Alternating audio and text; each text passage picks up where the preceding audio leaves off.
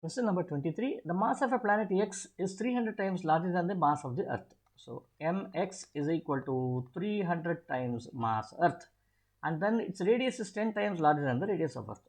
Rx is equal to 10 times Re. Okay. What is the gravitational field strength of the surface of the planet in terms of the gravitational fields in G on Earth?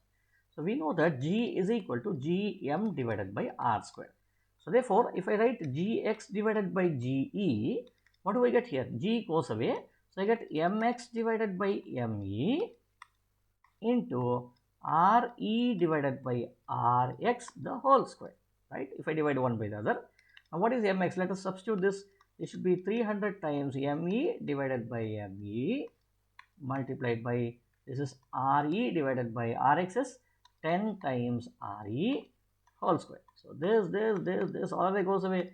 So, you get 300 divided by 100. 10 square is 100. So, the answer you get is 3 over here. So, what is this? Gx by G equal to 3. So, Gx should be 3 times G. So, answer is C over here.